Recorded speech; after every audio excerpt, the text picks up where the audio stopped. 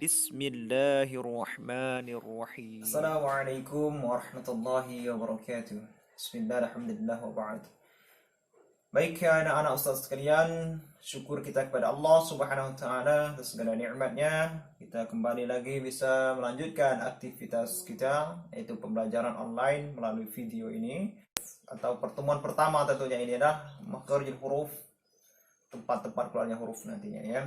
Sebelumnya mudah-mudahan Allah memberikan kekuatan dan juga semangat, kemudian kesehatan, semangat, dan juga penuh dengan kesenangan, kegembiraan mengikuti pelajaran ini. Amin ya rabbal alamin.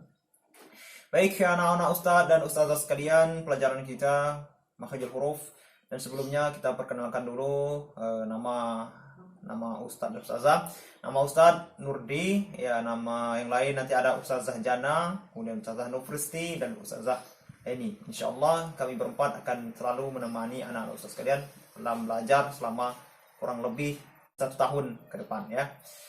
Baik ya anak-anak Ustaz sekalian, kita lanjutkan lagi. Ya, ada memang harus kita ingatkan atau kita sampaikan ya, tujuan dari belajar atau pembelajaran kita ini yaitu kompetensi dasar. Nanti ada memahami makharijul huruf dalam membaca Al-Quran, kemudian terampil melafazkan makharijul huruf. Kemudian indikator dan pencapaian ya, indikator pencapaian kompetensi inilah yang harus kita capai nantinya. Yang pertama, memahami huruf-huruf yang keluar dari rongga mulut, tenggorokan, dan rongga hidung. Insyaallah pertemuan pertama ini kita akan membahas 3 saja bagian dari makharijul huruf, yaitu huruf keluar dari rongga mulut, kemudian dari tenggorokan, dan rongga hidung nantinya.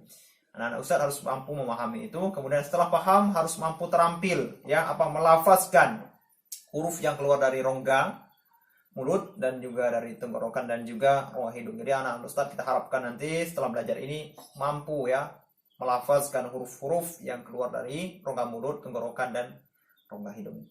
Baik ya anak-anak ustaz sekalian, sebelum kita melanjutkan pelajaran ini, marilah kita sama-sama mohon kepada Allah. Artinya kita harus selalu berdoa sebelum belajar. Mari kita berdoa bersama-sama. A'udzubillahi minasyaitonirrajim. Bismillahirrahmanirrahim. Allahumma anfa'ni bima 'allamtani wa 'allimni ma yanfa'uni. Rabbi zidni 'ilma warzuqni fahma. Amin ya rabbal alamin. Mudah-mudahan Allah SWT memberikan kemudahan dan memberikan kekuatan dalam memahami apa yang kita pelajari nantinya. Baik ya anak-anak ustaz sekalian, silakan dibuka bukunya atau siapkan alat tulisnya, nanti bisa dicatat apa yang kita pelajari ini. Langsung saja ke materi. Materi inti adalah makharijul huruf ya, makharijul huruf ya. Makharijul huruf artinya dari segi bahasa. Dari segi bahasa, makharijul huruf diambil dari bahasa Arab kata khoroja ya. Khoroja artinya keluar. Khoroja artinya keluar, kemudian dijadikan isim makan yaitu makhraj ya. Ya, makhraj atau makhrajun ya. Kharaja artikel keluar, isim makan atau isim tempat, makhraj tempat keluar. Karena tempat keluarnya banyak, maka dijadikan isim jamak. Jadi menjadi makharijun ya. Nah, makharijul huruf dari bahasa, dari kata kharaja, makharajun, makharij ya, jamaknya makharij, yaitu keluar, tempat keluar. Karena tempat keluarnya banyak disebut tempat-tempat keluar.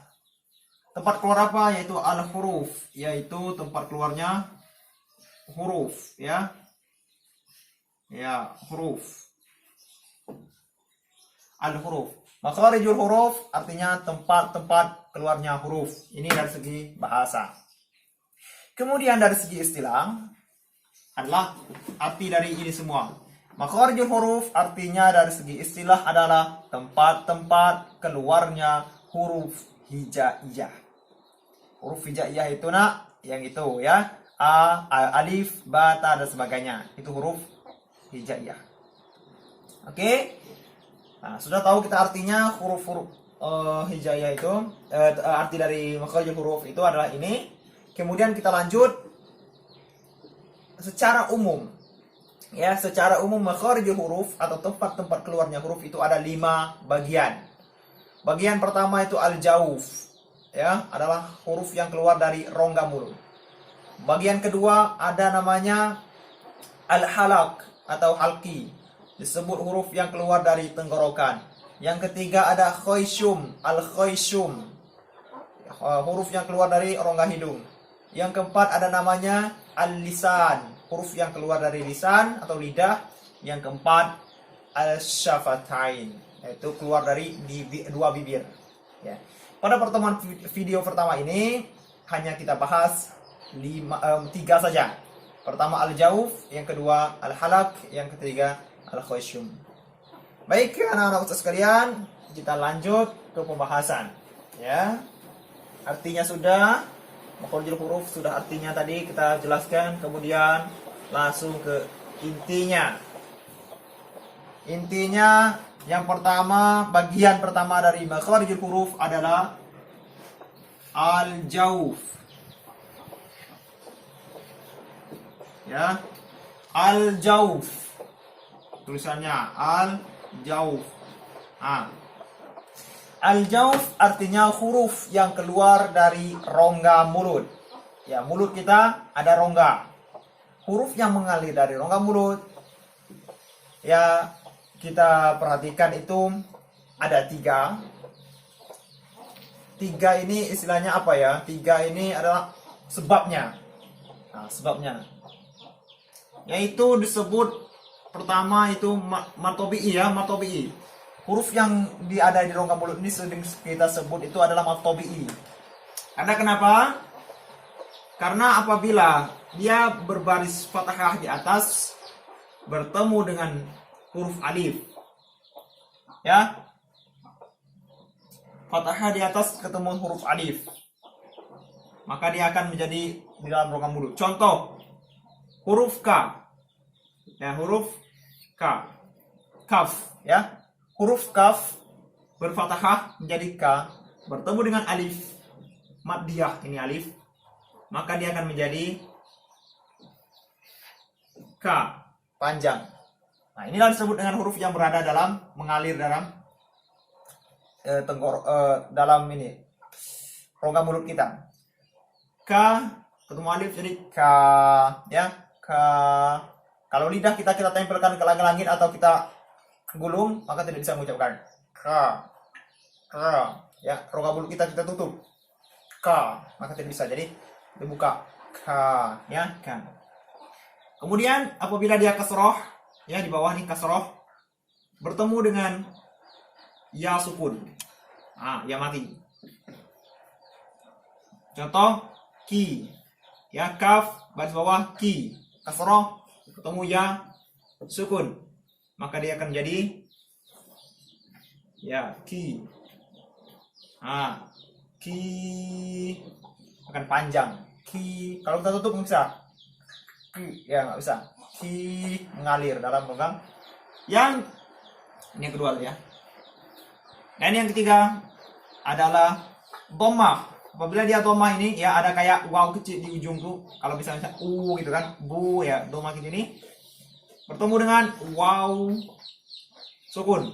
Contoh misalnya kaf menjadi ku, bertemu dengan waw sukun. Maka dia akan menjadi ku, ya, ku. Kalau kita tutup lidah kita ku, bisa jadi ku, mengalir ya, ku. Nah, inilah huruf-huruf yang disebut dengan al-jauf, huruf yang keluar dari rongga mulut. Apa saja hurufnya? Banyak. Misalnya ini contohnya K tadi. Misalnya contohnya A, hamzah misalnya. A, I, U. Kalau ba, bi, bu. Kalau ta, ti, tu, ya. Kalau sa, si, su. Nah, itu al-jauf. Artinya mereka ya, dia tidak bisa berdiri sendiri kecuali ditambah huruf alif atau ya, ini waw sukun. maka dia akan menjadi al-jauf. Makanya huruf al-jauf itu disebut huruf mad tabi'i ya. Yang mad tabi'i. Oke? Itu yang pertama. Kemudian yang kedua ada huruf al-halak. Ya, huruf al-halak. Huruf al-halak. Yang kedua al-halak atau halki. Al-halak atau al-halki ini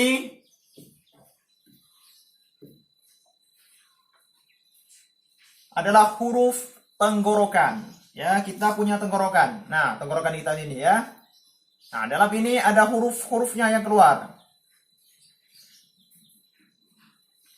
Ya, huruf-hurufnya keluar itu apa saja? Yaitu yang pertama huruf tenggorokan bagian bawah. Ya, ada tenggorokan bagian bawah. Tenggorokan bawah. Nah, tenggorokan bawah ini nak hurufnya ada dua, yaitu hamzah, ya hamzah dan ha, ya ha besar itu, hamzah dan ha, itu huruf yang berada di tenggorokan bagian bawah. Nah hamzah ini di sini tempatnya di tenggorokan bawah. Hamzah menjadi fathah jadi a, hamzah a, ya a, kasrohnya i, domahnya u, a i u ba, ya ba bukan ba ya tapi ba, a i u ba. Kemudian kemudian ha juga ha tebal di sini. Kalau dia kalau dia kasroh hi hu bah, ya sini. Kemudian yang kedua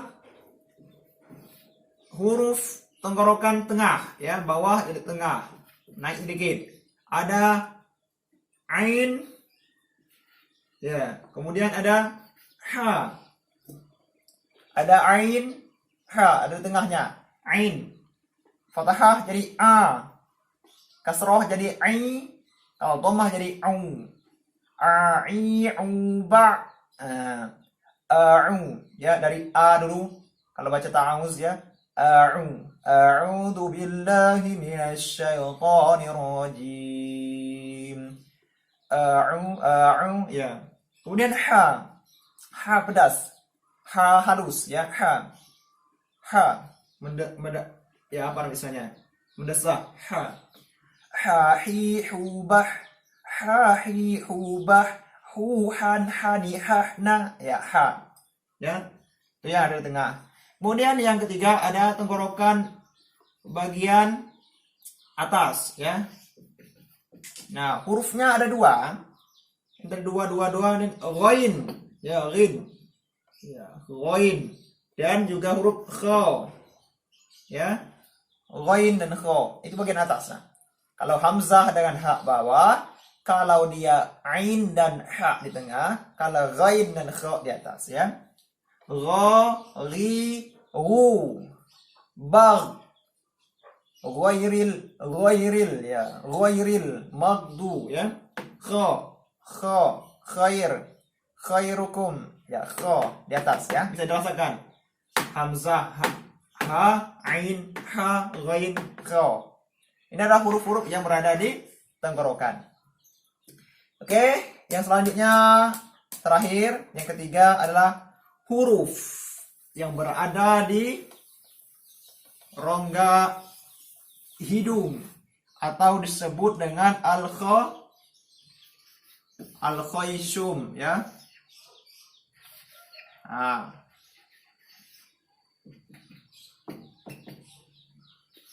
Ya, al-khaysum. Ya, huruf yang berada di rongga hidung ya, rongga hidung, al-khaysum. Nah, apa saja hurufnya? Cuma ada dua.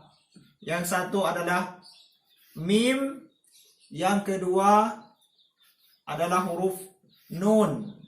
Nah, mim dan nun ada hakikatnya, aslinya adalah huruf yang kalau mim ada bibir, syafatain, tetapi nun itu antara lidah, ujung lidah dan langit-langit ya. Nun, ya nun.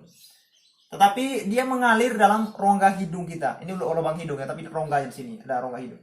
Kalau kita tutup nggak bisa. Nun, mim, nggak bisa. Tapi jadinya adalah mim dalam rongga hidung. Ada ya, dua huruf ini. Mim. Kalau fathah ma nggak bisa. Ma, mi, mu, bam. Nah, kalau nun, na, ni, nu, ban. Terasa ya, terasa dalam rongga tenggorokan, dalam rongga hidung kita. Jadi anak-anak ustaz sekalian, inilah huruf-huruf yang berada di khayshum atau rongga hidung. Jadi kita ingat ya, pertama ada huruf al-jauf, yaitu matobi'i, kalau apabila dia fathah ketemu alif, kalau kasroh ketemu ya sukun, kalau dhammah ketemu waw sukun. Kemudian huruf halak, ada hamzah, kemudian ada ha bagian atas, bagian bawah tadi ya, kemudian bagian tengahnya ada ain dan ha, kemudian bagian paling atas ada gha dan kha, ada ghain dan kha. Kemudian yang terakhir ada al-khayshum, ada dua hurufnya, ada mim dan nun. Nah, itulah huruf-huruf yang ada di yang kita pelajari sekarang ini. Insyaallah nanti akan lanjut ke bagian yang selanjutnya. Baik anak-anak Ustaz sekalian, mudah-mudahan apa yang Ustaz sampaikan ini bermanfaat dan silakan ditonton ulang berulang kali ya. Mudah-mudahan bisa difahami dan dicatat materi-materi pokoknya. Selanjutnya marilah kita berdoa kepada Allah, mudah-mudahan apa yang kita pelajari bisa dipahami dan bisa kita terapkan dalam membaca Al-Qur'an dengan baik dan benar. Kita berdoa, a'udzubillahi minasyaitonirrajim, bismillahirrahmanirrahim. Allahumma inni istaudi'uka ma 'allamtani fardutuhu ilayya inda hajati wa la tansani ya rabbal alamin. Demikian, wassalamualaikum warahmatullahi wabarakatuh.